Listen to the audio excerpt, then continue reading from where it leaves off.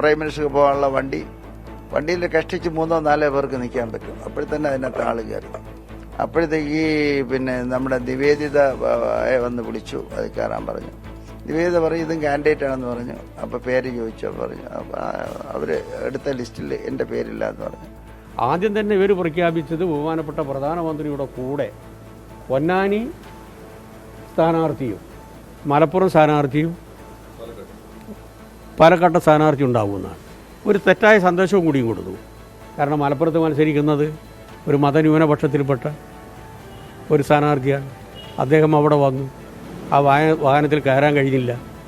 അപ്പോൾ അതുവഴി കൊടുത്ത സന്ദേശം എന്താ? ഒരു മുസ്ലിം ആയതുകൊണ്ട് പ്രധാനമന്ത്രിൻ്റെ അടുത്ത് നിൽക്കാൻ സാധിച്ചില്ല. ഇതല്ലേ കൊടുത്തത്, ഇതല്ലേ ഗുണം കിട്ടിയത്. അതുകൊണ്ട് ഇതൊന്നും ചെയ്യാൻ പാടില്ലാത്തതാണ്. അദ്ദേഹത്തെ അപമാനിച്ചില്ലേ? ഇവിടെ അദ്ദേഹം വന്നിട്ട് തിരിച്ചു പോകേണ്ടിയിരുന്നോ? എന്തിനാ ഈ 4 പിന്നെ സ്ഥാനാർത്ഥികളും ഉണ്ടാകുമെന്ന് ആദ്യം പറഞ്ഞത്? മലപ്പുറത്തെ സ്ഥാനാർത്ഥി ഒരു മതന്യൂനപക്ഷത്തിൽപ്പെട്ട ആളല്ലേ, മുൻഗണന കൊടുക്കണ്ടേ? അവർക്ക് മുൻഗണന കൊടുക്കണ്ടേ? അദ്ദേഹം പിന്നെ അവിടെ പോയില്ലേ? എന്നിട്ട് വളരെ വളരെ അപമാനിതനായിട്ടല്ലേ അദ്ദേഹം തിരിച്ചു പോയി? നമസ്കാരം. പൗരത്വ ഭേദഗതി നിയമത്തിന് സ്റ്റേ ഇല്ല. നിയമം നടപ്പാക്കാൻ കേന്ദ്രത്തിന് നിലവിൽ തടസ്സവുമില്ല. എന്നിട്ടും ആശ്വാസമെന്ന് ലീഗ് പറയുന്നത് എന്തുകൊണ്ടാണ്? പൗരത്വ ആശങ്കയ്ക്കിടെ പ്രധാനമന്ത്രിയുടെ പാലക്കാടൻ റോഡ് ഷോയിൽ മലപ്പുറം സ്ഥാനാർത്ഥി അബ്ദുൽ സലാമിന് ഇടം കിട്ടാഞ്ഞത് യാദൃശ്ചികമോ? CPM പറയുന്നു മുസ്ലിം ആയതുകൊണ്ട് എന്ന്. കോൺഗ്രസ് പറയുന്നു CAA എന്താണെന്നറിയാത്തവർക്കായി മോദിജി ഇന്ന് പാലക്കാട് വെച്ച് ഉദാഹരണം കാണിച്ചു തന്നു എന്ന്. പൗരത്വത്തിൽ BJPയുടെ ഇരട്ടത്താപ്പ് പാലക്കാട്ടെ പകൽ വെളിച്ചത്തിൽ തെളിഞ്ഞോ? പൗരത്വത്തിൽ കോടതി കൂട്ടിനില്ല എന്നത് കേരളത്തിലെ പ്രചാരണത്തെ കൂടുതൽ പൊള്ളിക്കുമോ? ഈ വിഷയമാണ് എൻകൗണ്ടർ ചർച്ച ചെയ്യുന്നത്. ആശ്വാസമോ ആശങ്കയോ?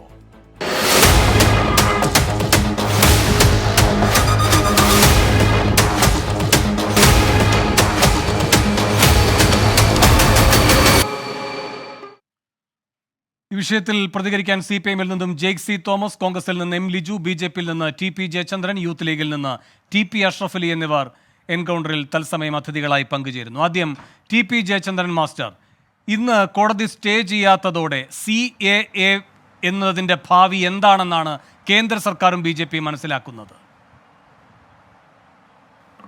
കേന്ദ്ര സർക്കാർ ഒരു നിയമം കൊണ്ടുവന്നിട്ടുണ്ടെങ്കിൽ, ഈ രാജ്യത്തെ ജനങ്ങൾക്ക് കൊടുത്ത വാഗ്ദാനമാണെങ്കിൽ അത് നടപ്പിലാക്കാനുള്ള പ്രവർത്തനങ്ങളിലാണ് ഈ സർക്കാർ. അത് നിയമപരമായും രാഷ്ട്രീയമായും ഭാരതീയ ജനതാ പാർട്ടി തയ്യാറെടുത്ത ഒരു നിയമമാണ്. അത് നടപ്പിലാക്കിയിരിക്കും എന്ന കാര്യത്തിൽ ഇപ്പോഴെങ്കിലും ആർക്കും വലിയ സംശയം ഉണ്ടാവില്ല എന്നാണ് വേണു എൻ്റെ വിശ്വാസം. പക്ഷേ ജയചന്ദ്രൻ മാസ്റ്റർ, കോടതി 4 മാസത്തെ സാവകാശം ചോദിച്ചപ്പോൾ, 4 ആഴ്ചത്തെ സാവകാശം ചോദിച്ചപ്പോൾ 3 ആഴ്ച തന്നു. അത് നിയമം നടത്തുന്നതുമായി ബന്ധപ്പെട്ട കാര്യങ്ങൾക്കല്ല. ഈ 237 ഹർജികളാണ്, അതിൻ്റെ ബാഹുല്യമുണ്ട്, അതിന് മറുപടി നൽകേണ്ടതുണ്ട്. ആ ഉപാധിയാണ് ഈ 3 ആഴ്ച എന്ന് പറയുന്നത്. അല്ലാതെ ഇത് നടപ്പാക്കാനുള്ളതാണ് എന്ന വ്യാഖ്യാനം നിങ്ങൾക്കുണ്ടോ? അല്ല, BJP പറഞ്ഞിട്ടില്ലല്ലോ 3 ആഴ്ചക്കട്ടെ നടപ്പിലാക്കി കളയുമെന്ന്. BJP കേന്ദ്ര ഗവൺമെൻറ് 4 ആഴ്ച ചോദിച്ചു, കോടതി 3 ആഴ്ച കൊടുത്തു. എന്തിനാണ്? നമ്മുടെ നിലപാട് വ്യക്തമാക്കാൻ. അങ്ങനെ ആയിരുന്നില്ലല്ലോ വേണു നമ്മൾ തുടക്കമൊന്നും. ഞാൻ മുസ്ലിം ലീഗിൻ്റെ കഴിഞ്ഞ ദിവസത്തെ ചർച്ചയിൽ ഇരുന്നപ്പോൾ അവർ വളരെ ആവേശത്തോടെ പറഞ്ഞത് എന്താ? ഭരണഘടനയുടെ ഏതൊക്കെയോ വകുപ്പിനെതിരാണിത്. ഇതാ കോടതിയിൽ പോയി കഴിഞ്ഞാൽ ഞങ്ങൾ ഇങ്ങ് നുള്ളിയിട്ട് കളയും.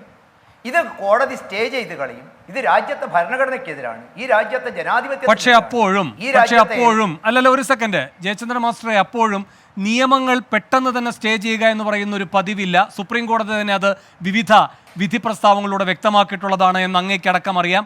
സർവോപരി ഇപ്പം ഇതുപോലെ തന്നെ നിരന്തരം കോടതിയെ സമീപിച്ച ഒരു വിഷയമാണ് ഈ പറയുന്ന ഈ തെരഞ്ഞെടുപ്പ് കമ്മീഷന്റെ നിയമനവുമായി ബന്ധപ്പെട്ട കാര്യങ്ങൾ.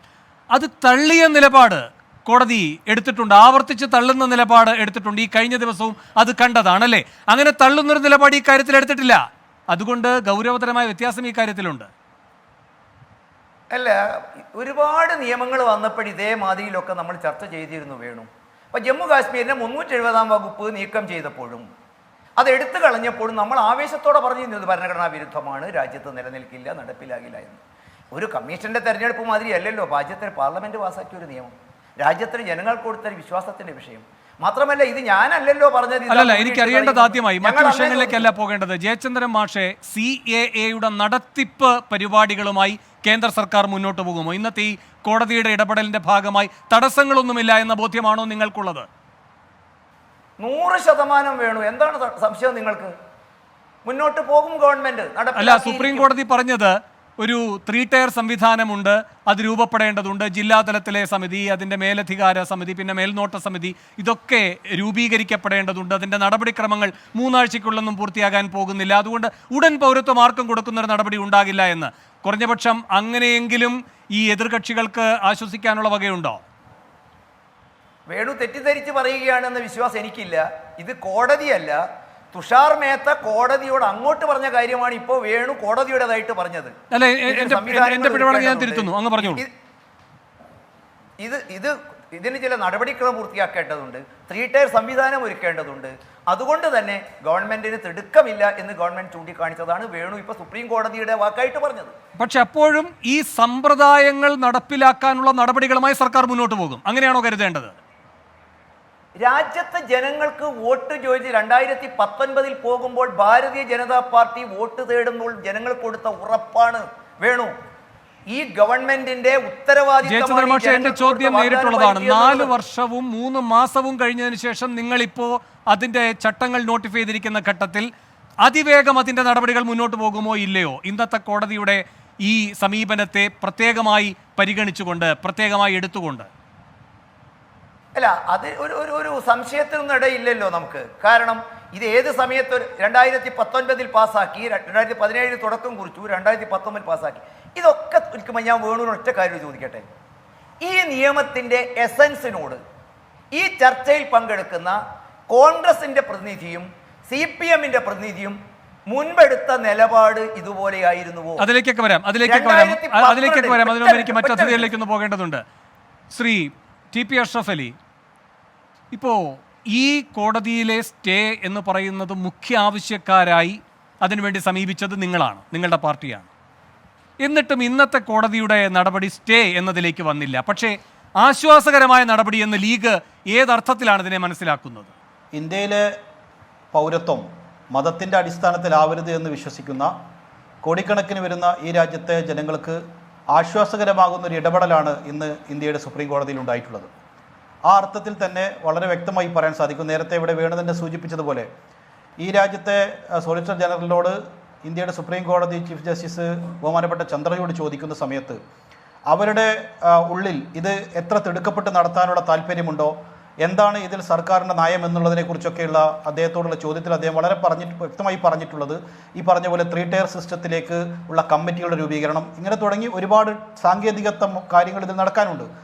എന്ന് വെച്ചാൽ ഒരു തെരഞ്ഞെടുപ്പിൻ്റെ മുന്നിൽ ഒരു അജണ്ട കൂടി ഞങ്ങൾ നടപ്പിലാക്കുന്നു എന്ന് വരുത്തി തീർക്കാൻ വേണ്ടിയുള്ള ഒരു ദ്രുതഗതിയിലുള്ള ഒരു വിജ്ഞാപനം പുറപ്പെടുവിച്ചു എന്നുള്ളതല്ലാതെ ഈ സർക്കാർ ഇതിൽ യാതൊരു വിധത്തിലുള്ള കാര്യങ്ങളും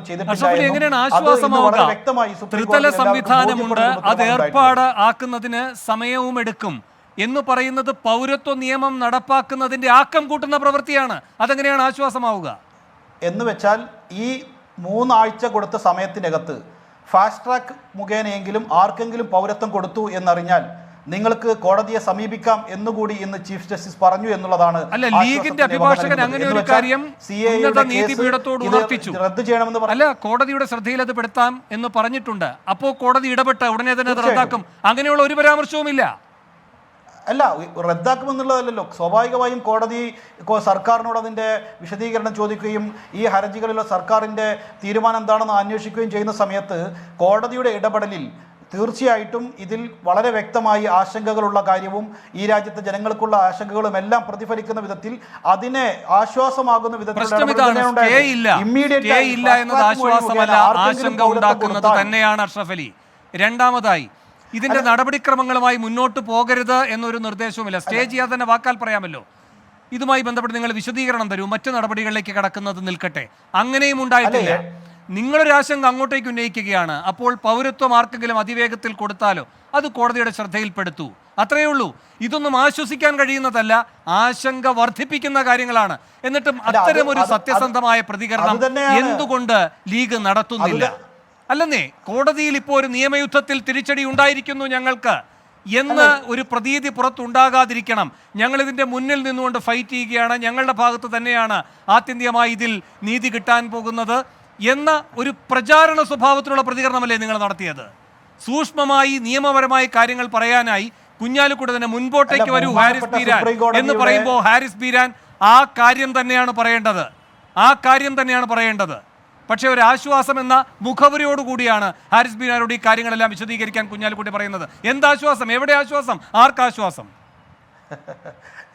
വേണു തന്നെ നേരത്തെ നിങ്ങളുടെ വിശദീകരണത്തിൽ BJP പ്രതിനിധിയുടെ വിശദീകരണത്തിൽ പറഞ്ഞ പോലെ തന്നെ ഇതിൽ സ്റ്റേ ഇല്ല, നിരുപാധികം ഈ ഹർജികളെ മുഴുവനും തള്ളി സർക്കാരിന് മുന്നോട്ട് പോകാമെന്നാണ് ബഹുമാനപ്പെട്ട സുപ്രീം കോടതി പറഞ്ഞിരുന്നെങ്കിൽ നിങ്ങൾ പറയുന്ന ഈ വാദങ്ങൾ അംഗീകരിക്കുമായിരുന്നു.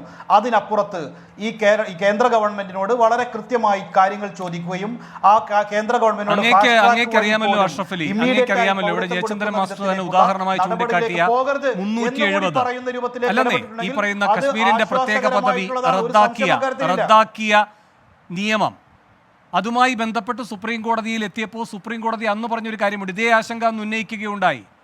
ഈ കാര്യങ്ങളിൽ തുടർ നടപടിയുമായി കേന്ദ്ര സർക്കാർ പോകുമ്പോൾ എന്ത് സംഭവിക്കും? ആ ആശങ്ക മുന്നോട്ട് വെച്ചപ്പോൾ അന്ന് സുപ്രീം കോടതി പറഞ്ഞൊരു കാര്യമുണ്ട്. അങ്ങനെ സംഭവിച്ചാലും കുഴപ്പമില്ല, ഞങ്ങൾക്ക് ആ ക്ലോക്ക് തിരികെ വെക്കാൻ പറ്റും, സമയത്തെ പിറകോട്ട് നയിച്ച് ക്ലോക്ക് പിന്നാക്കം കൊണ്ടുപോകാൻ ഞങ്ങൾക്ക് കഴിയും. അത്തരമൊരു വാചകം ഇന്ന് പറഞ്ഞിട്ടില്ല. ഇങ്ങനൊരു കാര്യമുണ്ടായാൽ നിങ്ങൾ കോടതിയുടെ ശ്രദ്ധയിൽപ്പെടുത്തൂ എന്ന് മാത്രമാണ് പറഞ്ഞിരിക്കുന്നത്. അതുകൊണ്ട് ആശ്വസിക്കാനുള്ള വകയൊന്നും ഇന്ന് കോടതിയിൽ നിന്നുണ്ടായിട്ടില്ല, ആശങ്കപ്പെടാനുള്ള വക ഉണ്ടായിട്ടുമുണ്ട്. അതുകൊണ്ട് തന്നെ ജനങ്ങളോട് യഥാവിധി കാര്യങ്ങൾ പറഞ്ഞുകൊണ്ട് ഇതിലെങ്ങനെയാണ് പ്രതിരോധിക്കാൻ കഴിയുക എന്നത് സത്യസന്ധമായി അവരെ വിശ്വാസത്തിലെടുത്തുകൊണ്ട് മുന്നോട്ട് പോവുകയാണ് വേണ്ടത്. നടപടികൾ കൈക്കൊണ്ട് ഞാൻ അങ്ങയിലേക്ക് വരാം. ശ്രീ എം ലിജു, എന്താണ് ഇന്നത്തെ ആശ്വാസമായി ലീഗ് വായിച്ചെടുക്കുന്നത് ഈ കോടതി നടപടിക്രമങ്ങളിൽ നിന്ന്?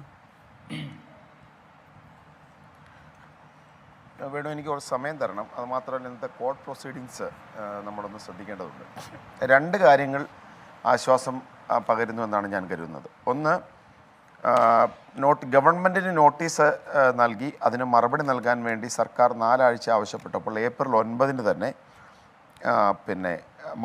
ഗവൺമെൻറ്റിനോട് മറുപടി നൽകാൻ ആവശ്യപ്പെട്ടിട്ടുണ്ട്. രണ്ടാമത്തെ കാര്യം, അത് ഇത് കാര്യം ഒന്ന് കേൾക്കണം. When Jaising insist that, Indira Jaising പറഞ്ഞ കാര്യമാണ്, insist that the court clarify in its order that any citizenship granted in the meantime will be subjected to the outcome of petitions. Indira Jaising പറഞ്ഞു ഒരു സിറ്റിസൺഷിപ്പും ഈ ഒരു വിധിക്ക് അനുസൃതമായി മാത്രമേ സിറ്റിസൺഷിപ്പ് നൽകാവൂ എന്നൊരു ആർഗ്യുമെൻറ്റ് മുന്നോട്ട് വെച്ചപ്പോൾ chief ജസ്റ്റിസിൻ്റെ പരാമർശമാണ്. Chief Justice pointed out that the government did not have neither the infrastructure nor the committees for processing citizenship applications in the place. ഗവൺമെൻറ്റിന് ഇത് പറഞ്ഞപ്പോൾ ഇന്ദിരാ ജയസിംഗിനോട് കോടതി തന്നെ ചോദിക്കുകയാണെങ്കിൽ ഇത് പ്രോസസ്സ് ചെയ്യാൻ ഇവർക്കൊരു സിസ്റ്റം ഇല്ല, ഇതൊരു കമ്മിറ്റിയും ഇല്ല, പിന്നെ എങ്ങനെ സിറ്റിസൺഷിപ്പ് കൊടുക്കും? അപ്പോൾ കപിൽ സിബലിൻ്റെ മുസ്ലിം ലീഗ് അഭിഭാഷകൻ കപിൽ സിബൽ പറയുകയാണ്, to then the Kapil Sibal suggest the moment something like this happens give us liberty to move here. ഇപ്പോൾ കപിൽ സിബൽ പറഞ്ഞു ഇങ്ങനെ എന്തെങ്കിലും സംഭവിച്ചു കഴിഞ്ഞാൽ ഞങ്ങൾക്ക് കോടതിയെ സമീപിക്കാനുള്ള സ്വാതന്ത്ര്യം നൽകണം. അപ്പോൾ ചീഫ് ജസ്റ്റിസിൻ്റെ മറുപടിയാണ് വി ആർ ഹിയർ. അതിനെയാണെന്ന് ലീഗ് പറഞ്ഞത്. അതായത് കോടതിക്ക് മുമ്പാകെ സിറ്റിസൺഷിപ്പ് ഈ കാര്യങ്ങളൊന്നും നിഷേധിക്കുന്നില്ല. പക്ഷേ ആത്യന്തികമായി നാം മനസ്സിലാക്കേണ്ട ഒരു കാര്യമുണ്ടല്ലോ ലിജു, ഇപ്പോൾ ഇതൊരു തെരഞ്ഞെടുപ്പ് ഘട്ടമാണ്. ആ ഘട്ടത്തെ മുൻനിർത്തിക്കൊണ്ട് ഇപ്പോൾ കപിൽ സിബലും ഒക്കെ പറയുന്നത് പോലെയാണെങ്കിൽ റമദാൻ നോമ്പ് തുടങ്ങുന്ന അന്നാണ് ഇതുമായി ബന്ധപ്പെട്ട നടപടികളിലേക്ക് കേന്ദ്ര സർക്കാർ കടക്കുന്നത്. അപ്പോൾ ഇതെല്ലാം സുവ്യക്തമാണ് അവരെന്ത് സന്ദേശം നൽകുന്നുവെന്ന്. ഈ തെരഞ്ഞെടുപ്പിന് മുൻപ് അല്ലെങ്കിൽ ഈ ജൂൺ 4 ജനവിധിക്ക് മുൻപ് ഇത്രയും ആളുകൾക്ക് കൃത്യമായി BJP അർഹരെന്ന് കരുതുന്ന കൂട്ടർക്ക് പൗരത്വം കൊടുക്കാൻ പ്രതിജ്ഞാബദ്ധമാണെന്നൊന്നും തെളിയിക്കാനല്ല അവരുടെ ശ്രമം. വിഷയം എങ്ങനെയാണ് മുന്നോട്ട് കൊണ്ടുപോകാൻ കഴിയുക, എങ്ങനെ ഈ സമൂഹത്തെ വിഭജിതമായ ഒരു മനസ്സിൻ്റെ ഉടമകളാക്കി മാറ്റിക്കൊണ്ട് രാഷ്ട്രീയ നേട്ടം കൊയ്യാം, ഇതാണല്ലോ ഉദ്ദേശിക്കുന്നത് അല്ലേ? അല്ലാത്തൊരു ആത്മാർത്ഥമാണെങ്കിൽ 2019 ശേഷം 4 കൊല്ലവും 3 മാസവും എടുക്കില്ലല്ലോ ഉണർവ് വരാൻ. അപ്പോൾ അതല്ല പ്രശ്നം, ഈ ആശങ്കയാണ്. അപ്പോൾ നിങ്ങൾ പറയുകയാണ് ഇല്ല ഈ ത്രിതല സംവിധാനമൊന്നും ഉണ്ടായിട്ടില്ലല്ലോ എന്ന്. ലിജു, എൻ്റെ ഓർമ്മ ശരിയാണെങ്കിൽ അല്ലെങ്കിൽ അങ്ങേക്ക് തിരുത്താൻ, 2019 സുപ്രീം കോടതിയുടെ തന്നെ മേൽനോട്ടത്തിൽ വി ആർ ഹിയർ എന്ന് പറഞ്ഞില്ലേ, അതേപോലെ തന്നെ മേൽനോട്ടത്തിലാണ് ഈ NRC ആസാമിൽ നടന്നത് അല്ലേ? 20 ലക്ഷം പേർ ഇപ്പോഴും പുറത്ത്, അതിലേതാണ്ട് 18 ലക്ഷത്തോളം പേർ ഈ ഹിന്ദുക്കളെന്ന് പറയുന്ന വിഭാഗമാണെന്നും പറയുന്നു. ആശങ്കയ്ക്ക് ഒരു അറുതിയും അവിടെ വന്നിട്ടില്ല. അപ്പോൾ 3 മാസമല്ല 2019 മുതലുള്ള ഈ പറയുന്ന 5 വർഷവും ആസാമിനെ സംബന്ധിച്ച് ആശങ്കയുടെ വർഷങ്ങളാണ് അല്ലേ? ഈ നോട്ടിഫിക്കേഷൻ വന്നപ്പോഴും അവിടെ ആളുകൾ പ്രക്ഷോഭത്തിലേക്ക് ഇറങ്ങുകയുണ്ടായി. അപ്പോൾ ഇതൊരു വൈകാരിക പ്രശ്നമാണ്, ഇത് സാമൂഹ്യമായ ഒരു അരക്ഷിതാവസ്ഥയുടെ പ്രശ്നമാണ്, അതിജീവനത്തിൻ്റെ പ്രശ്നമാണ്. അവിടെ ഇന്ന് ആർക്ക് മേൽക്കൈ കിട്ടിയിരിക്കുന്നു എന്നത് രാഷ്ട്രീയ ചോദ്യമാണ്. അതല്ലാതെ ഈ വെർബാറ്റം വായിച്ചിട്ട് എന്ത് കാര്യം ലിജു? അല്ല വേണു, ഞാൻ വേണുവും ഞാൻ സംസാരിക്കുന്ന എന്താണെന്ന് നമുക്ക് രണ്ടുപേർക്കും കൃത്യമായിട്ട് അറിയാം. നമ്മളിതിൻ്റെ രാഷ്ട്രീയമല്ല സംസാരിച്ചത്. രാഷ്ട്രീയം എല്ലാവർക്കും അറിയാവുന്ന കാര്യമാണ്. ഇപ്പോൾ CAA അമെൻമെൻറ്റ് ഈ സമയത്ത് തെരഞ്ഞെടുപ്പിൻ്റെ തൊട്ട് മുമ്പ് പ്രഖ്യാപിച്ചത് ആസൂത്രിതമായ വർഗീയ വിഭജനം സൃഷ്ടിക്കാനാണെന്ന് അറിയാൻ വയ്യാത്തവരായി ഈ രാജ്യത്ത് ആരും തന്നെ ഇല്ല. അതിന് ഈ രാജ്യം മുഴുവൻ അതിനെ എതിർക്കുകയാണ്, അതിശക്തമായി എതിർക്കുകയാണ്. കഴിഞ്ഞ ദിവസം പിന്നെ ഇന്ത്യ മുന്നണിയുടെ റാലിയിൽ രാഹുൽ ഗാന്ധി അസന്നിഗ്ധമായി പറഞ്ഞതുപോലെ തന്നെ ഇത് അങ്ങേയറ്റം എതിർക്കപ്പെടേണ്ടതാണ്. അത് ഒരു തരത്തിലും രാജ്യത്തിന് ആശ്വാസം ഞാൻ അങ്ങേ തടസ്സപ്പെടുത്തുകയല്ല, അങ്ങ് തന്നെ തുടർന്നോളൂ. ഒറ്റ കാര്യം ലിജു, അല്ല അങ്ങ് തന്നെ പറഞ്ഞോളൂ. നാളെ മുതൽ ഈ പ്രധാനമന്ത്രി നാടൊട്ടുക്ക് എന്താണ് പറയാൻ പോകുന്നത്? ഈ പറയുന്ന ഇലക്ട്രൽ ബോർഡിന്റെ കാര്യത്തിൽ കൃഷ്ണനും കുചേലനും അവതരിപ്പിച്ചുവെങ്കിൽ ഈ കാര്യത്തിൽ എന്തായിരിക്കും പ്രധാനമന്ത്രി പറയാൻ പോകുന്നത്? കോടതി കൂടെയുണ്ടെന്നാണ്. അമിത്ഷാ എന്താണ് പറയാൻ പോകുന്നത്? കോടതി കൂടെയുണ്ടെന്നാണ്. TP ജയചന്ദ്രൻ മാഷ് ഇപ്പോൾ തന്നെ ആ രൂപത്തിൽ പ്രതികരിച്ചു കഴിഞ്ഞു. അങ്ങേക്ക് തുടരാം. അല്ല, ഞാനതിൻ്റെ ഇൻ്റർപ്രിട്ടേഷൻ അല്ല ഞാനതിനെ രണ്ട് കാര്യങ്ങളാണ് പറഞ്ഞത്. ഒന്ന്, എന്താണ് ലീഗ് എന്ന് പറയുന്ന ഉത്തരവാദിത്തമുള്ള രാഷ്ട്രീയ പ്രസ്ഥാനം? കാരണം സാധാരണ ഇത് ലീഗിനെ സംബന്ധിക്കുന്ന ഏറ്റവും പ്രധാനപ്പെട്ട ഒരു കാര്യം, നമുക്ക് ഇന്ത്യൻ യൂണിയൻ മുസ്ലിം ലീഗിനെ ഏറ്റവും ബഹുമാനം നൽകുന്ന ഒരു ഘടകം, ഒരിക്കലും നമ്മുടെ രാജ്യത്ത് വർഗീയ വിഭജനത്തിന് ഇന്ധനം പകരുന്ന ഒരു രാഷ്ട്രീയ പ്രസ്ഥാനമല്ല ലീഗ്. ലീഗ് ഇന്ത്യയിലെ തന്നെ മതന്യൂനപക്ഷങ്ങളിൽ ഏറ്റവും വിശ്വാസമുള്ളൊരു പാർട്ടിയാണ്. ബാബറി മസ്ജിദിൻ്റെ തകർച്ചയുടെ കാലഘട്ടത്തിൽ രാജ്യത്ത് വർഗീയ കലാപങ്ങളും വർഗീയ വിഭജനത്തിന് വേണ്ടി ആസൂത്രിതമായ ശ്രമത്തിന് തീവ്രവാദ പ്രസ്ഥാനങ്ങൾ തീവ്ര നിലപാടെടുത്തവർ ശ്രമിച്ചപ്പോഴും ലീഗ് സമചിത്തതയുള്ളൊരു നിലപാടാണ് എടുത്തത്. ഇന്നിപ്പോൾ സുപ്രീം കോടതി ഈ തെരഞ്ഞെടുപ്പിൻ്റെ സമയത്ത് CAA നിയമം സ്റ്റേ ചെയ്തിരുന്നെങ്കിൽ അതായിരുന്നു ഏറ്റവും ഉത്തമമായ കാര്യമെന്ന് ആർക്ക് സംശയമൊന്നും തന്നെ ഇല്ല. പക്ഷേ അങ്ങനെ ചെയ്തില്ല, ഇത്തരം പരാമർശം നടത്തി എന്നതുകൊണ്ട് ലീഗ് അതിൻ്റെ പോസിറ്റീവായ ഒരു വശം എടുത്തു കാണിച്ചു എന്നതിനെ നമുക്കൊരിക്കലും തെറ്റിക്കാൻ പറ്റുന്ന ഒന്നല്ല. അതിനു പകരം സുപ്രീം കോടതി വിശ്വാസം നഷ്ടപ്പെട്ടു. രാജ്യം ഇന്നത്തെ ദിവസം പ്രതീക്ഷിച്ചിരുന്ന മറ്റൊരു വിധിയാണ്. ഇന്ത്യൻ മതന്യൂനപക്ഷങ്ങൾക്കേറ്റ ഏറ്റവും വലിയ തിരിച്ചടിയാണ് എന്ന് പറഞ്ഞ് മതന്യൂനപക്ഷങ്ങളുടെ മനസ്സിൽ ആശങ്കയുടെ കനൽ കോരിയിടാതിരിക്കാൻ ലീഗ് ശ്രമിച്ച നിലപാടിനെയാണ് ഞാൻ പ്രൈസ് ചെയ്തത്. അത് എന്നതിൻ്റെ അർത്ഥം പിന്നെ RSSും സംഘപരിവാരം ചെയ്യുന്ന പ്രവർത്തനങ്ങളോട് കോടതി പോസിറ്റീവായി എന്നുള്ള ഇൻ്റർപ്രിട്ടേഷൻ അല്ല നമ്മൾ പറയാൻ ആഗ്രഹിക്കുന്നത്. ഞാനതിൽ വേണു ചോദിച്ച ചോദ്യത്തിൽ ലീഗിനെ പോലെ ഉത്തരവാദിത്തമുള്ള രാഷ്ട്രീയ പ്രസ്ഥാനം നടത്തിയ നിലപാടിന്റെ സാങ്കത്യമാണ് ഞാൻ പറഞ്ഞത്. ശരിയാണ്, നല്ല വാദഗതിയാണ്. പക്ഷേ നേരിടേണ്ടി വരുന്നത് ഏത് ശക്തിയെയാണ്? അതൊരു പ്രശ്നമാണ് ലിജു. ഞാൻ ഒരു നിമിഷം കൂടി, നാളെ മുതൽ ഈ കോടതിയുടെ ഈ ഇടപെടലിനെ എങ്ങനെയായിരിക്കും വ്യാഖ്യാനിക്കാൻ പോകുന്നത് മോദിജി? ഞാനൊന്ന് സംസാരിക്കട്ടെ വേണം. ഇപ്പം ഈ നരേന്ദ്രമോദി ഇതിനെ ഇൻ്റർപ്രറ്റ് ചെയ്യുന്നത്, BJP ഇതിനെ ഇൻ്റർപ്രറ്റ് ചെയ്യുന്നത് എപ്പോഴും നെഗറ്റീവായിട്ടായിരിക്കും, സംശയമൊന്നും തന്നെ ഇല്ലല്ലോ. അവർ ഇന്ന് സുപ്രീം കോടതിയുടെ വിധി തിരിച്ചാണെങ്കിൽ പോലും അവർ രാജ്യത്താകമാനം പ്രചരണം അഴിച്ചുവിടും, വർഗീയ വിഭജനത്തിനുള്ള ശ്രമം നടത്തും. അവരാഗ്രഹിക്കുന്ന പോയിന്റിനെയാണ് ലീഗ് ഇന്ന് ബുദ്ധിപരമായി ഡിഫെൻഡ് ചെയ്യുന്നതാണ് ഞാൻ പറയാൻ ആഗ്രഹിക്കുന്നത്. അവരാഗ്രഹിക്കുന്നത് എന്താണ്? ഇതായിരിക്കണം രാജ്യത്തിൻ്റെ തെരഞ്ഞെടുപ്പ് വിഷയം. രാജ്യത്താകമാനം മതന്യൂനപക്ഷങ്ങൾ ഉൾപ്പെടെ ആശങ്കാകുലരായി തെരുവിലിറങ്ങുന്ന ഒരു സാഹചര്യത്തിൽ ഇപ്പുറത്ത് വർഗീയ ധ്രുവീകരണത്തിന് വേണ്ടി ഈ ഒരു കാര്യത്തെ ഉപയോഗപ്പെടുത്തണം. ഉത്തരേന്ത്യയിലാകമാനം മതന്യൂനപക്ഷങ്ങളുടെ പ്രതിഷേധ പ്രകടനത്തെ വർഗീയ വിഭജനത്തിലുള്ള അജണ്ടയാക്കി മാറ്റണം. ലീഗ് അതിൻ്റെ പൊളിറ്റിക്സ് കൃത്യമായി തിരിച്ചറിഞ്ഞുകൊണ്ടെടുക്കുന്ന സമചിത്തതയുള്ളൊരു നിലപാട്.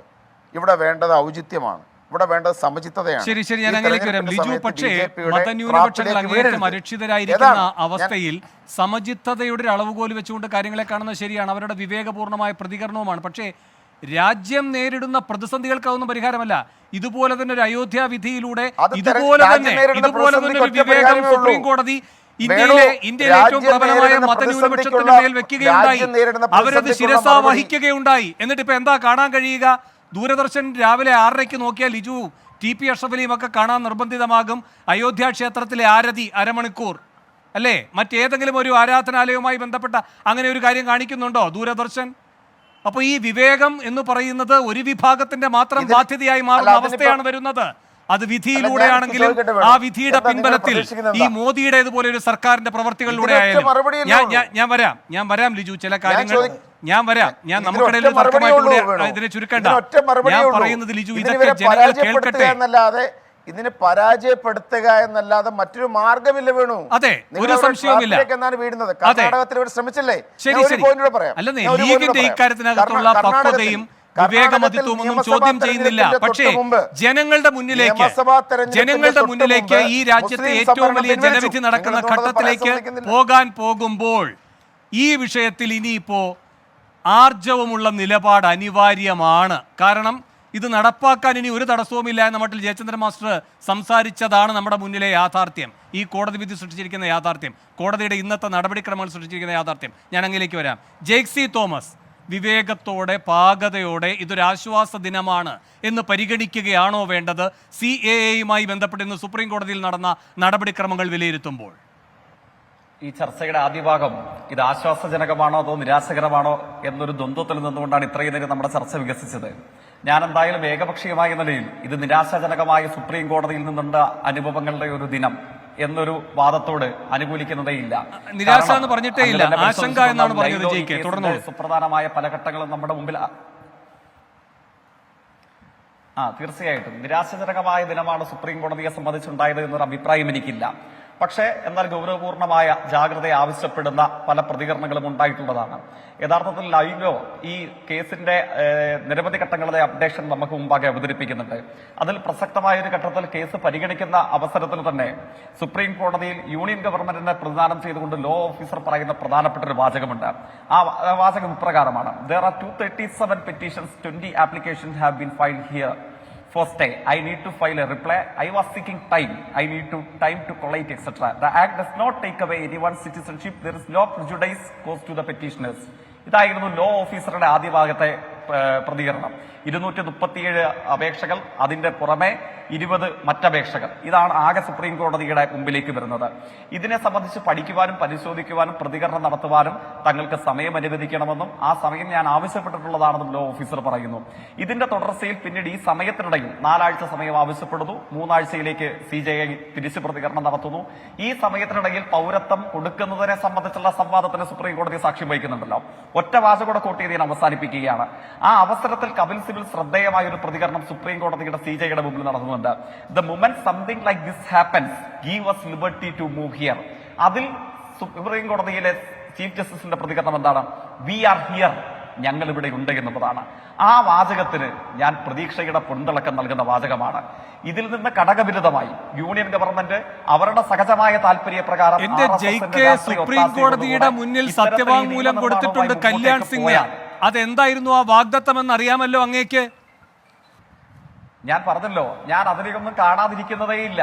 പക്ഷേ ഈ ഘട്ടത്തിലുണ്ടായ സുപ്രീം കോടതിയുടെ ചീഫ് ജസ്റ്റിസിന്റെ പ്രതികരണം പ്രതീക്ഷാ നിർഭരമാണ്. വി ആർ ഹിയർ എന്നുള്ള അദ്ദേഹത്തിന്റെ വാചകം സത്യസന്ധമാവിധം പ്രതീക്ഷാ നിർഭരമാണ് എന്നുള്ളതാണ് ഞാൻ കരുതുന്നത്. പിന്നെ സുപ്രീം കോടതിയിൽ നിന്ന് എല്ലായ്പ്പോഴും നമുക്ക് നീതി നടപ്പാക്കുന്ന പരിപൂർണമായ അനുഭവങ്ങൾ മാത്രമല്ല ഉണ്ടായിരുന്നത്. സുപ്രീം കോടതിയുടെ വിധി പ്രസ്താവങ്ങളോട് പലപ്പോഴും നമ്മളിൽ പലർക്കും വിയോജിക്കേണ്ടതായി വന്നിട്ടുണ്ട്. അങ്ങ് സൂചിപ്പിച്ച ജനുവരി 22 പുറകിലുള്ള അനുഭവ സാക്ഷ്യങ്ങൾ നമുക്കെല്ലാവർക്കും അറിയാം. ഞാൻ ഇപ്പോൾ അതിന്റെ വിശദീകരണങ്ങളിലേക്ക് ആവർത്തനത്തിലേക്ക് പോകുന്നില്ല. പക്ഷേ ഇതിപ്പോൾ പുതിയ ഘട്ടമാണ്. രാഷ്ട്രീയമായും നിയമപരമായും ഇന്ത്യയുടെ മതനിരപേക്ഷ ശരിയാകെ വലിയ സമരധാര ഉയർത്തിക്കൊണ്ടുവരുന്നു.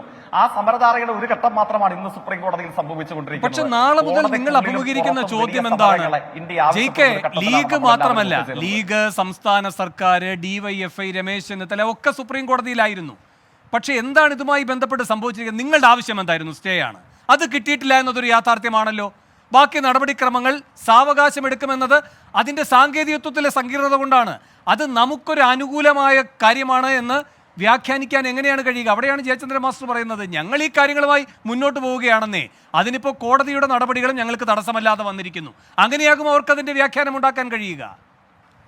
ആ വ്യാഖ്യാനങ്ങൾ എങ്ങനെ പോലും നടന്നുകൊട്ടെ, ഞാൻ അതിനോട് മാത്രമല്ല പ്രതികരിക്കുന്നത്. നമ്മളുടെ മുമ്പിൽ അല്പം പക്വതയോടുകൂടെ നിയമകാര്യങ്ങളെ സംബന്ധിച്ച് പഠിക്കുകയും വിശകലനം ചെയ്യുകയും ചെയ്യുന്ന ആരും, അത് സംഘപരിവാർ മനോഭാവമുള്ള ആളുകൾ പോലും അത്തരമൊരു വ്യാഖ്യാനത്തെ പിന്തുണയ്ക്കും എന്ന് ഞാൻ കരുതുന്നില്ല. ഇത് ഏതൊരു കേസിലും ഉണ്ടാകുന്നത് പോലെ സുപ്രീം കോടതിയിൽ അതിന്റെ ആദ്യഘട്ടം, അതിന്റെ പ്രാഥമിക വിശകലനം മാത്രമാണ് ഇന്ന് നടന്നിട്ടുള്ളത്. ഈ വിശകലനത്തെ എടുത്തു വെച്ചുകൊണ്ട് ഇതാകെ നിരാശാജനകമാണ്, ഇതാകെ തിരിച്ചടിയാണ് എന്ന വിലയിരുത്തൽ നടത്തുന്നത് അർത്ഥശൂന്യമാണ്. അത് നിരർത്ഥകമായ ഒരു വാദമാണ്. ഇതിലെ പ്രശ്നം ഒരു സർക്കാരിന്റെ ചിന്ത ഏത് വിധത്തിൽ പോകുന്നു എന്നത് നാം പരിഗണിക്കേണ്ടതല്ലേ? ഇപ്പൊ ഉദാഹരണത്തിന് ജയിക്കാൻ അറിയാമല്ലോ, ഇതിപ്പോ ഈ 2019 ഡിസംബറിലാണല്ലോ ഇത് നിയമമാകുന്നത്. അത് കഴിഞ്ഞതിന് ശേഷം ഉടനെ തന്നെ അത് കോടതി കയറിയല്ലോ. ആ ഘട്ടത്തിൽ എന്താണ് സർക്കാർ പറഞ്ഞത്? ഞങ്ങളിപ്പോൾ ഇതിൻ്റെ ചട്ടങ്ങൾ രൂപീകരിക്കുന്നില്ല. 4 വർഷവും 3 മാസവും ചട്ടങ്ങൾ രൂപീകരിക്കാതിരുന്നപ്പോൾ എന്ത് സംഭവിച്ചു? ബാക്കി ആരും അതിൻ്റെ നടപടികൾ അതിവേഗത്തിലാക്കുന്നതിൽ ഉത്സാഹം കാട്ടിയിട്ടില്ല, ലീഗ് ഒഴിച്ച്, അല്ലേ? ആ ലീഗിൻ്റെ ഒരു മുൻകൈയിലാണ് പിന്നെ ഈ പറയുന്ന ഈ 243 മറ്റോ ഈ പറയുന്ന ഹർജികളെല്ലാം എടുത്ത് ക്രോഡീകരിക്കുകയും അതിൻ്റെ ഏറ്റവും പ്രധാനപ്പെട്ട ഹർജിക്കാരായി ലീഗ് മാറുകയും ഒക്കെ ചെയ്തത്. എന്നിട്ടും എന്താണ് സംഭവിച്ചത്? സാങ്കേതികമായൊരു കാരണം കോടതിക്ക് മുമ്പാകെ സർക്കാർ പറഞ്ഞത് വഴി കോടതി ഇതിൻ്റെ മേലടയിരുന്നു. ഇപ്പോൾ 3 ആഴ്ച എന്ന് പറയുന്നതും സർക്കാർ മറ്റൊരു ന്യായവാദമായി പറയുമ്പോൾ അതിൻ്റെ മേൽ കോടതി അടയിരിക്കുന്ന ഒരു അവസ്ഥയാണ് ഉണ്ടാക്കുന്നത്. ഞാൻ പറയുന്നത് 2019 മുതലുള്ള ആശങ്കയുടെ ആയുസ്സിന് ഇപ്പോഴും ഒരു തരത്തിലുള്ള മാറ്റവും സംഭവിച്ചിട്ടില്ല. അത് ആശങ്കയുടെ മിടിപ്പ് കൂടുതൽ ശക്തിപ്പെടുത്തുക മാത്രമാണ് ചെയ്തിരിക്കുന്നത്. ഇതൊരു യാഥാർത്ഥ്യമല്ലേ? ഞാൻ പറഞ്ഞുവല്ലോ, ഈ കാര്യത്തിൽ പക്വതയോടുകൂടെ ചിന്തിക്കുന്ന, നിയമത്തെ അതിന്റെ അർത്ഥത്തിലും ഗൗരവത്തിലും വിശകലനം ചെയ്യുന്നവർ പോലും ഇന്നത്തെ പ്രാഥമിക സംഭവവികാസങ്ങളെ മാത്രം വെച്ചുകൊണ്ട് ഇത് അങ്ങേയറ്റം നിരാശാജനകമാണ്, തിരിച്ചടിയാണ് എന്ന വിശകലനം നടത്തുമെന്ന് സത്യസന്ധമായി ഞാൻ കരുതുന്നില്ല. എന്ന് വെച്ച് അങ്ങയുടെ വാദങ്ങളെ പൂർണ്ണമായും തള്ളിക്കളയുന്നില്ല. ഇത്തരത്തിൽ സംഘപരിവാർ രാഷ്ട്രീയത്തിന്റെ പ്രചാരകർക്ക് വ്യാഖ്യാനിക്കാൻ ഉതകുന്ന ചില പ്രതികരണങ്ങൾ, ചില ഭാഗങ്ങൾ സുപ്രീം കോടതിയിൽ നിന്ന് ഉണ്ടായിട്ടുണ്ട്. അതിനെ ആരും നമ്മൾ കാണാതിരിക്കുന്നില്ല. പക്ഷെ പ്രത്യേകത എന്താണ്? ഇത് പ്രാഥമിക അർത്ഥത്തിൽ തന്നെ നമ്മളുടെ മുമ്പ് പലരും നമ്മൾ എത്രയോ ദിവസങ്ങളും സമയങ്ങളും എടുത്ത് വിശകലനം ചെയ്തിട്ടുള്ളതുപോലെ നമ്മളുടെ ഭരണഘടന ഉറപ്പു നൽകുന്ന തുല്യതയ്ക്കെതിരാണ്. ഏകപക്ഷീയമായി മുസ്ലിം ബന്ധം ഇന്ത്യയിൽ സൃഷ്ടിക്കാൻ പര്യാപ്തമായ അങ്ങേയറ്റം വർഗീയമായി വിഭജിത അജണ്ടകളോടുകൂടെ നീക്കുന്നൊരു നിയമമാണ്. ശ്രീലങ്കൻ തമിഴന്മാരെ, ജൂതന്മാരെ, മ്യാൻമാറിൽ നിന്നുള്ള രോഹിംഗ്യൻ അഭയാർത്ഥികളെ, അഹമ്മദീയ മുസ്ലിങ്ങളെ, ഇങ്ങനെ ഇന്ത്യയുടെ അയൽ രാജ്യങ്ങളുമായി അതിർത്തി പങ്കിടുന്ന വിവിധ ദേശരാഷ്ട്രങ്ങളിൽ നിന്ന് അഭയാർത്ഥികളായി, കുടിയേറ്റക്കാരായി പലായനം ചെയ്ത് ഇങ്ങോട്ടേക്ക് വന്ന ലക്ഷക്കണക്കിന് വരുന്ന മനുഷ്യന്മാരെ ഇന്ത്യ എന്ന ആശയത്തിന് വെളിയിൽ നിർത്താൻ പര്യാപ്തമായ അങ്ങേയറ്റം നിയമവിരുദ്ധമായ നിയമനിർമ്മാണമാണ്. ഈ നിയമവിരുദ്ധമായ നിയമനിർമ്മാണങ്ങൾക്കാണ് സമീപത്ത് യൂണിയൻ ഗവൺമെന്റും RSS നേതൃത്വം നൽകിയത് ഇലക്ട്രൽ ബോണ്ടിലൂടെ. നമ്മൾ കണ്ടതാണ്. അതിനെതിരെ CPIM നേതൃത്വത്തിൽ ഇന്ത്യയിൽ വലിയ നിയമ പോരാട്ടം സംഘടിപ്പിക്കപ്പെട്ടു. നമ്മൾക്ക് നീതി ലഭ്യമായില്ലേ? ബിൽക്കീസ് ബാനു എന്ന നിറവയറുള്ള ഗർഭിണിയെ ബെസ്റ്റ് ബേക്കറിക്ക് സമീപമുള്ള സ്ഥലത്ത് വെച്ച് ബലാത്സംഗം ചെയ്ത BJP-ക്കാരെ കോടതി ശിക്ഷയ്ക്ക് വിധിച്ചിട്ട്, ഇന്ത്യൻ സുപ്രീം കോടതി ശിക്ഷയ്ക്ക് വിധിച്ചൊരു കേസിലെ പ്രതികളെ എന്ത് ചെയ്തു? സ്വാതന്ത്ര്യദിനത്തിന്റെ മറവിൽ RSS-കാരെ ഒരു സ്ത്രീയെ ബലാത്സംഗം ചെയ്ത് കൊന്നുകളയാൻ ശ്രമിച്ച കേസിലെ പ്രതികളെ മോചിപ്പിച്ചുകൊണ്ടുവരുന്നത് നമ്മൾ കണ്ടു. അതിനെതിരെ ഇതേപോലെ CPIM-ന്റെ നേതൃത്വത്തിൽ ബിൽക്കീസ് ബാനുവിന്റെ നീതിക്ക് വേണ്ടി സുപ്രീം കോടതിയിൽ ഹർജി സമർപ്പിക്കപ്പെട്ടു. നീതിയുക്തമായ പ്രതികരണമുണ്ടായി. ഇലക്ട്രൽ ബോണ്ടിൽ CPIM-ന്റെ നേതൃത്വത്തിൽ ഇവരുടെ